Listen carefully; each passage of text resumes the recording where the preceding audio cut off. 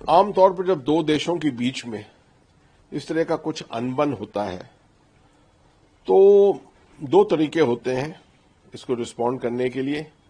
ایک تو government to government کچھ کیا جائے سرکار دوسری سرکار کے ساتھ، یا پھر کچھ سمبولزم کے ساتھ سمبولکس کے ساتھ پولیٹیکل پریشر کیا دیا جائے، یا کسی طرح کی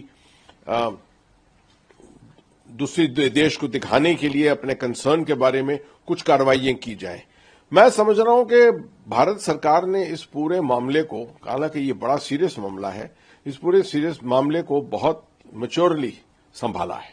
ابھی تک انہوں نے کوئی اس طرح کے کوئی اسٹیٹمنٹ نہیں دیے ہیں.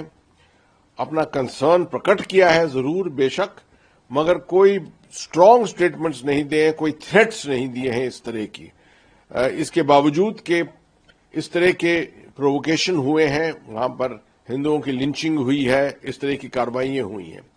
جہاں تک ویزا ریووکیشن یا ویزا کو روکنے کا سوال ہے، یہ ڈپلومیٹک ورلڈ میں شاید ایک طریقہ ہوتا ہے عام طور پہ، جہاں پر ایک سرکار دوسری سرکار کو اپنی فکر کے بارے میں، اپنے کنسرن کے بارے میں پرکٹ کرنے کو اپناتی ہے.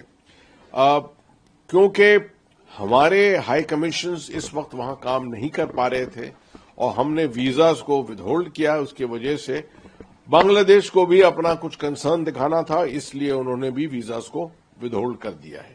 میں سمجھتا ہوں کہ اس میں عام طور پہ دیکھا جائے گا تو زیادہ بنگلہ دیش کے جو ناگرک ہیں انہی کو زیادہ ہانی ہوگی، کیونکہ وہی زیادہ آنا چاہتے ہیں یہاں پر بزنس کے لیے، سوشل ریزنز کے لیے، اور خاص طور پہ میڈیکل ٹورزم کے لیے. اور اس وجہ سے ویزا ان کو نہیں ملے گا اور اس کا اثر جو ہے زیادہ ان کے اوپر پڑے گا. باقی جہاں کارروائیاں ہیں، بنگلہ دیش ہائی کمیشن کے باہر اس وقت ڈیمونسٹریشنز بھی ہو رہے ہیں.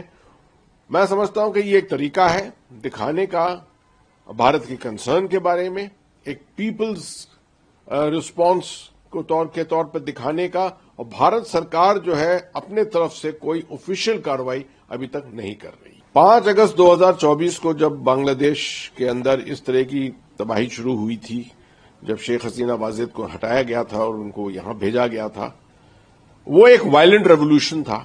اور عام طور پہ اس طرح کی جو ہنسا والے ریولوشن ہوتے ہیں ان کا روکنا بڑا مشکل ہوتا ہے. وہ ایک کیسکیڈنگ طریقہ ہوتا ہے جس سے کہ آپ ایک ایونٹ سے دوسرے ایونٹ اس طرح کی ہنسا بڑھتی جاتی ہے، اور وہی ہم نے بنگلہ دیش میں دیکھا ہے. سرکار کا پورا کنٹرول نہیں ہے اس وقت. جماعت جو کہ ایک زیادہ اسٹریٹ بیسڈ پارٹی ہے، ابھی تک ایک پولیٹیکلی اسٹرانگ پارٹی نہیں رہی ہے، اس کا زیادہ ابھی ہاتھ دکھ رہا ہے.